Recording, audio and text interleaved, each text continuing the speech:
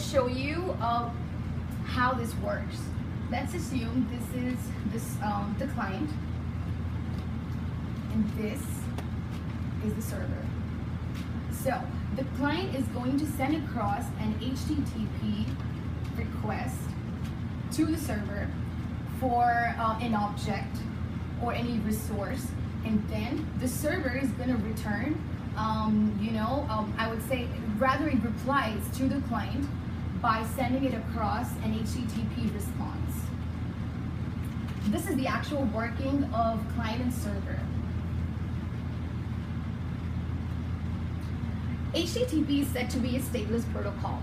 The server sends requested files to clients without storing any state information about the client.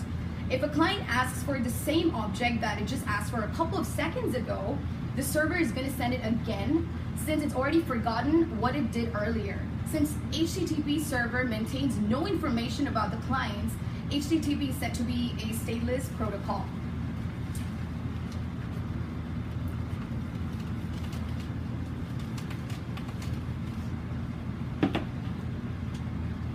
Now I'm going to teach you a little about cookies.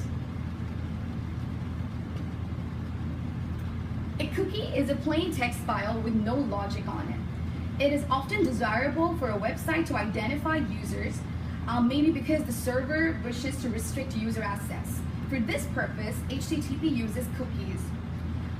Cookies are stored on router and on satellites. Now I'm going to teach you a little about web caching.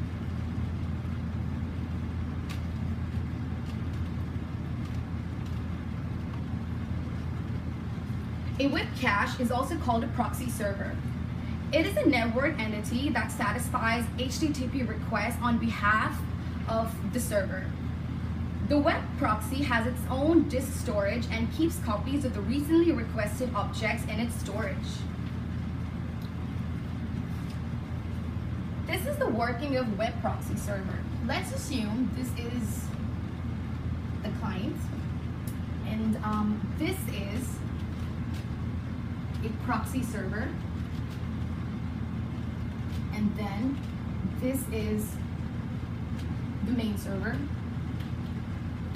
We can also call it the origin server because it's the main server. So the client is first going to send across an HTTP request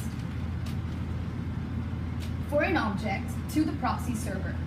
If the object is present in the data storage in it, it's going to return it immediately along HTTP response. If the object isn't present in it, it's going to right away send across an HTTP request to the main server.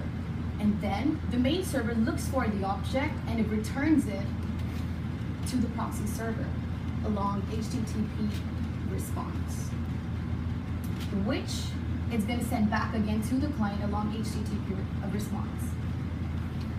This is actually the working of web cache, proxy server, client, and origin server. Web caching has been displayed in the internet for two reasons. First, a web cache can substantially reduce the response time for a client request, especially when the bottleneck bandwidth between the client and the server is much less than the bottleneck bandwidth between the client and the cache. If there is high-speed connection between the client and cache, and if the cache has requested for an object, then the cache will be able to deliver the object rapidly to the client. Another reason that it's used is for in order to speed up internet surfing.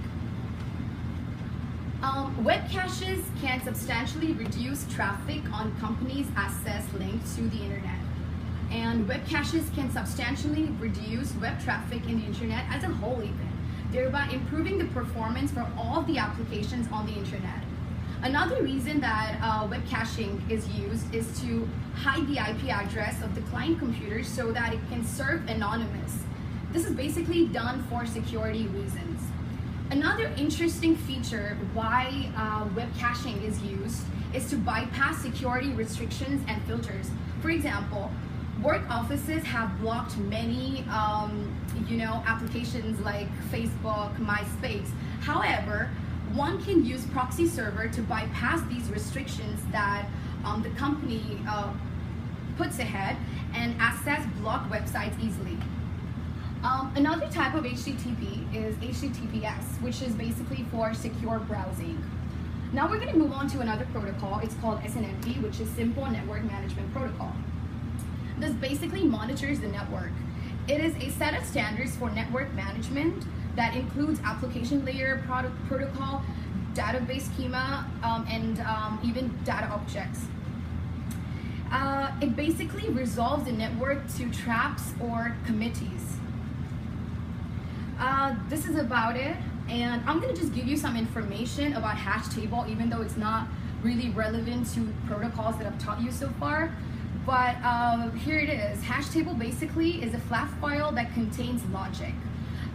So over to Shruti. Thank you so much.